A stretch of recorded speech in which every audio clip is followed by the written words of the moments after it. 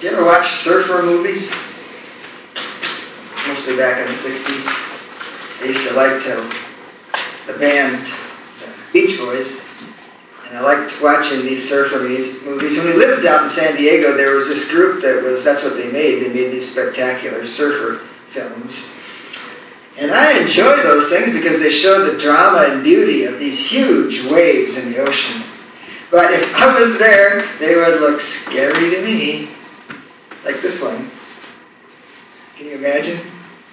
Well, and they are if you don't know what you're doing. If you do it wrong, you could get seriously hurt by being pounded into the sand under the water.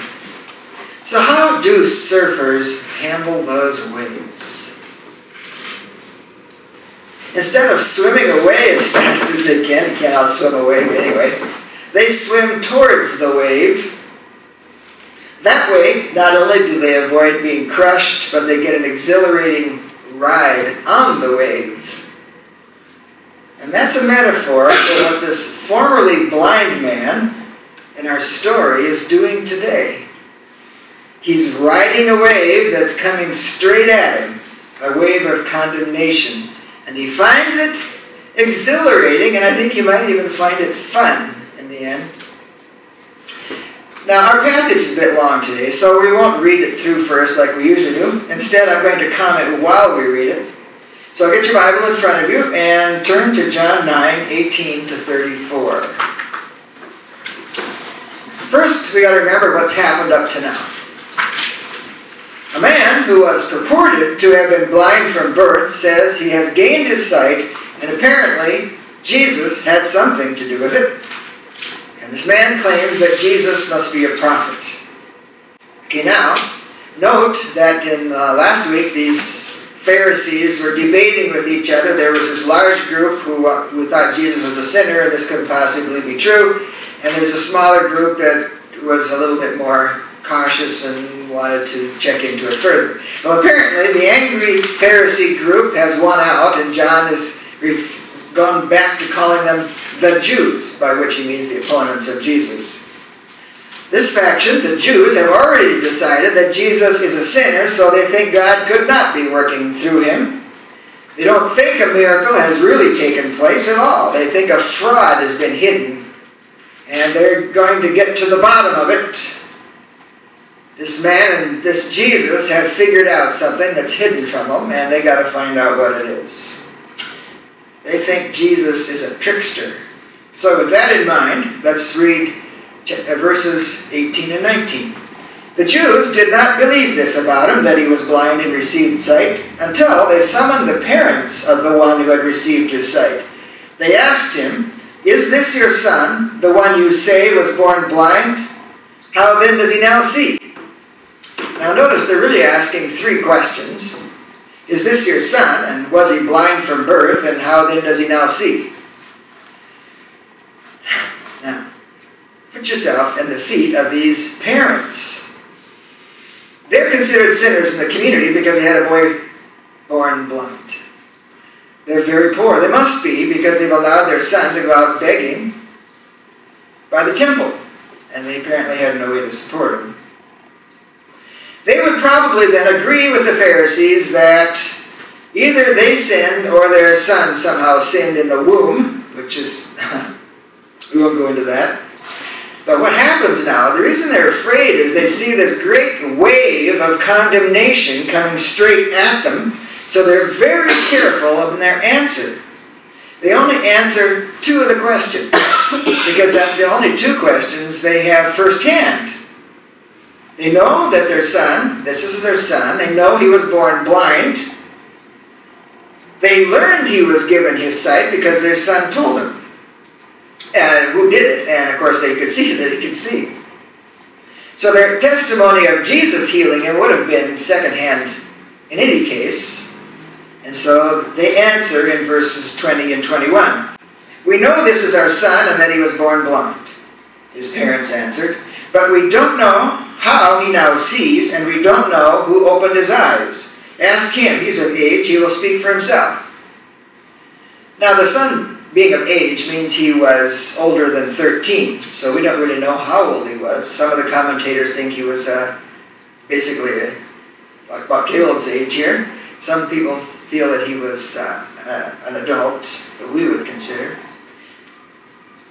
But he's in no position, and the parents are in no position to challenge these religious authorities. So John explains their careful answer in verses 22 and 23. His parents said these things because they were afraid of the Jews, since the Jews had already agreed that if anyone confessed him as Messiah, he would be banned from the synagogue. This is why his parents said, "Is of age, ask him." Now take a look at that. There's a word "already" in there. They had already agreed. That was put in there for John's church members. They had been banned from the synagogue. These Christians who had considered themselves Jews had been banned from the synagogue. John is showing him that this kind of persecution began even in the days of Jesus. Nothing new. Now, being banned from the synagogue wasn't like being forbidden to go to church. That's no big deal in our culture. I mean, it's kind of, it's your friends, but being banned from the synagogue was pretty bad because that was the center of the community. And it basically meant you were going to be shunned by everybody if you were kicked out of the synagogue. Now, since they didn't know firsthand how their son came to receive a sight, it would have been foolhardy for them to say anything about Jesus. They saw this huge wave coming, so they ran up onto the beach as fast as they could go to be safe. Well, that particular bit of interrogation with the parents didn't get the Pharisees very far. They still faced this dilemma. And now they were sure that a great miracle had taken place with no explanation. They figured God did it somehow. But it looks somehow like this involved Jesus. But Jesus couldn't have done it because they know that Jesus is a sinner. Yet, nobody else is going around Jerusalem with a magic show like this. They think Jesus is a charlatan who does his tricks on the Sabbath to provoke them. So he must be trying to take the rabble in Jerusalem for all he can get. They need to know what his game is. What's his game, they wonder. They intend to get to the bottom of it, so in verse 24 they call the formerly blind man back. Apparently he's been out and now he's been called back.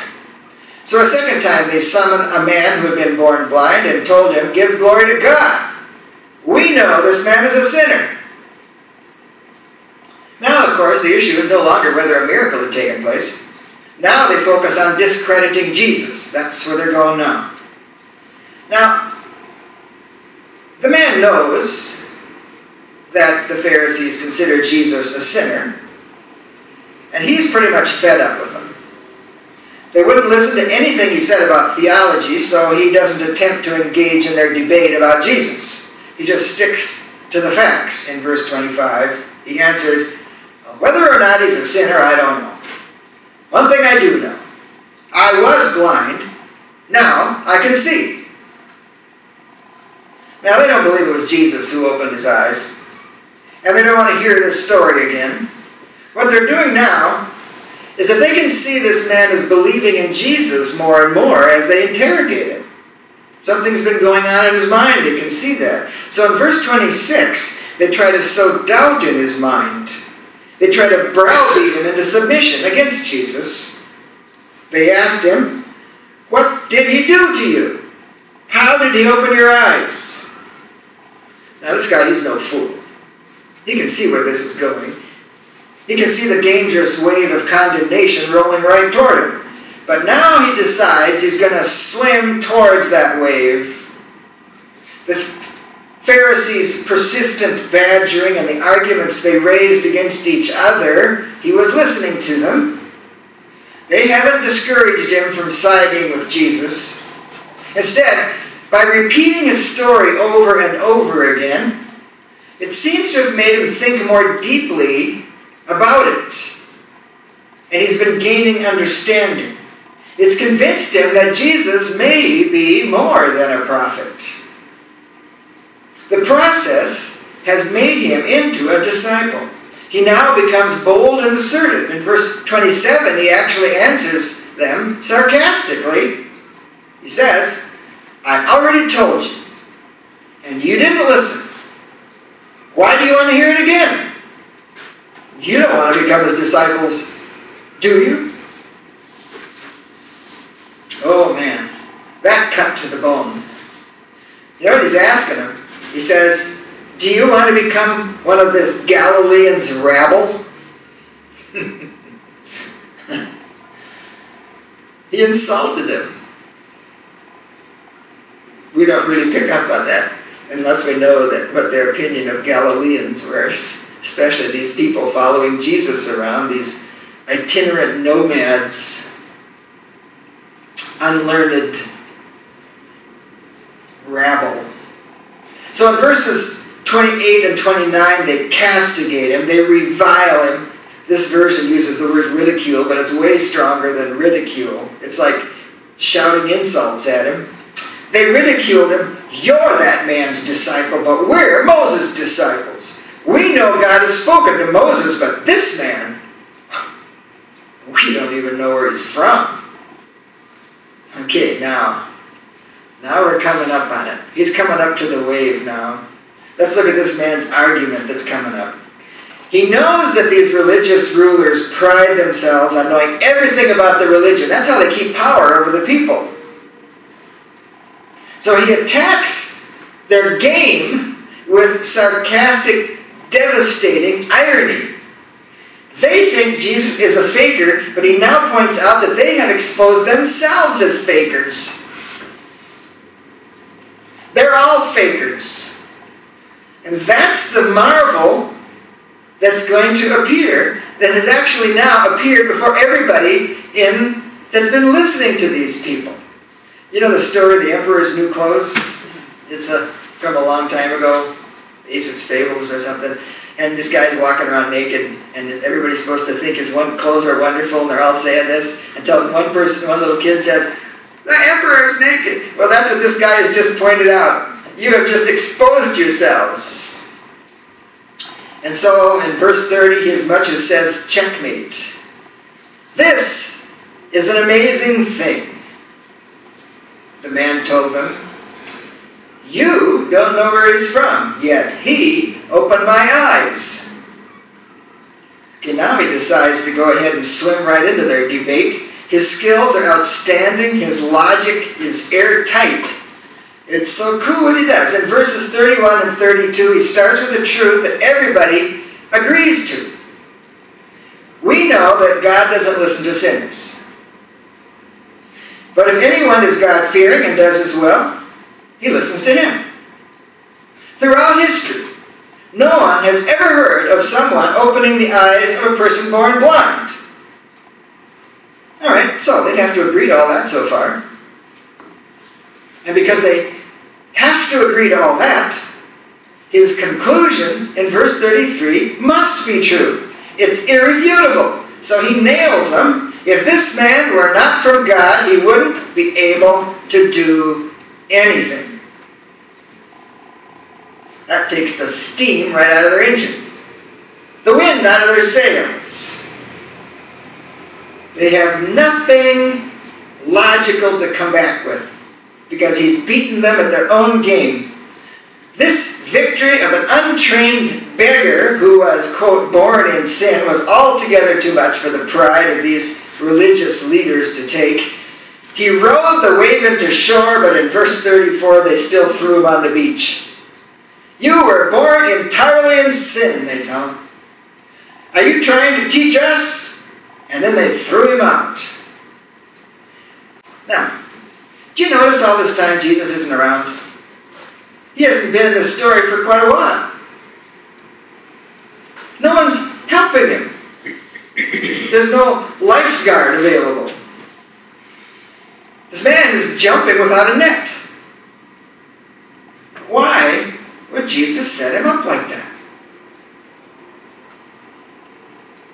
I think Our story today demonstrates one reason and one example of why God allows big waves of trouble into our lives. It's like this. Jesus chose this guy particularly so he would have to answer to the Pharisees. Do you remember why? Jesus said he was going to show the glory of God through healing this man. So how did he show the glory of God through him? The first thought our minds have is that, sure, he gave sight to a man who was born blind. And that's true, that's God's wonderful mercy. But I don't think that's what Jesus was talking about. Because he'd been healing people all over. He's talking about this guy. Jesus could have healed him on any day of the week, but he chose to heal him on a Sabbath. He also chose this particular man who had been blind from birth to heal, because no one had ever been healed from congenital blindness before. And then he told the man to go somewhere else and wash while Jesus made himself scarce. So Jesus knew that this man would end up in an interrogation before the Pharisees. He knew that everyone would be looking on. Why did Jesus do that? He said he did it to show the glory of God. Well, how did that show the glory of God? What is it that showed it? The man did. His healing was a glorious demonstration of God's merciful power, but through this story, John is showing us that more permanent glory developed during the man's defense. If we look at what went on, we can see this reason that Jesus left him on his own. Through the process of this debate, the man realized more and more who Jesus was, who he must be. Then at one point he says to these religious rulers something like, "Now here's the marvelous things, you who are supposed to know everything, you don't know who Jesus is. And you don't know where he comes from, yet he gives sight to a man born blind." And at that point, this man knows who Jesus is. He has progressively discovered Jesus' identity and become his disciple through this debate. He has never seen Jesus. That's amazing. We've never seen Jesus. No one since Christ has ever seen Jesus, except in visions perhaps. And yet we believe. Just like this guy, we believe because of the compelling evidence within us that we see Jesus doing within us. The marvelous thing. Jesus put this guy in this predicament for this reason, that everyone could see the glory of God through the transformation of this man and what he concluded, that Jesus must be from God. Isn't that cool? I never would have figured that out except from looking at this in detail. We're sometimes like that man, standing before the skeptical religious rulers. Sometimes God puts us in difficult situations, difficult waves. And why does he do it? He does it the same reason he did it for that guy, to develop our faith. Just like that. As we work through our understanding of Jesus and what's going on in our lives, we grow deeper in our trust. We find ourselves practicing what we preach. It's like surfing through our troubles. I had a dream about it last week, and that's what made this whole theme of the wave as this dream I had. I was walking with a group of friends by the ocean in my dream. It had huge waves like in Hawaii, and suddenly we noticed one of our friends down there in the surf. And there's this huge, dangerous wave about to crush him into the sand. And I thought, swim away, Russell, get away from that dangerous situation. But he kept swimming towards the wave, towards the towering swell. He rode his surfboard right up over the wave and rode it into the beach and stood there smiling.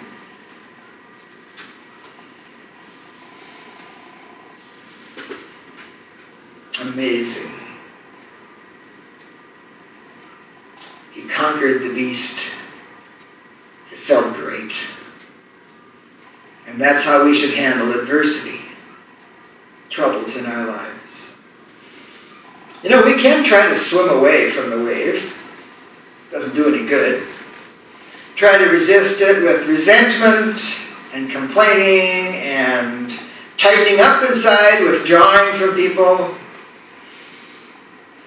Or even some of us deny it. Instead, we can swim right for it and trust Jesus. Trust God's Spirit within us to give us the strength and the wisdom to handle it, to overcome it. Maybe we can even gleefully wait to see God's coup de grace on our trouble. As the wave breaks on the beach, it becomes a few puddles disappearing into the sand. Just a memory that something happened to me bad a long time ago. You see, like that formerly blind man, our attitude and our behavior shows forth the glory of God to people. Shows His Spirit as we ride the big wave in onto the beach. I found an instruction to beginning surfers, and I found it amazingly good advice for us when we're going through trouble. In fact, I emailed it to a friend in Nairobi who's going through chemo and having a terrible time, and she thought it was pretty appropriate for her. It says, if you find yourself caught by a wave and tumbled around, relax. Just the opposite of what you think you should do, right? Don't try to fight it. The wave will let you go in a few seconds. Then surface and breathe. Breathe. That makes a whole lot of difference, actually. Just breathe. The important thing is to relax, knowing that in a few seconds, it will let you go.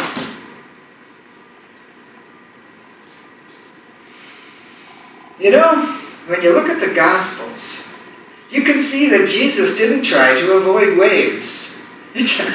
Jesus made waves, and He conquered them, and rode them to victory. We can do the same thing, just like that guy did, by the Spirit that's in us. We can ride the frightening waves in our lives. Ride right over them. Take them to the beach. To our victory, including that final wave that gives us victory over death. This morning I woke up and I'm going, what a crazy sermon. What does all that mean? That metaphor. What does it mean? It just means trust Jesus. You'll be all right in the end. Relax. And breathe.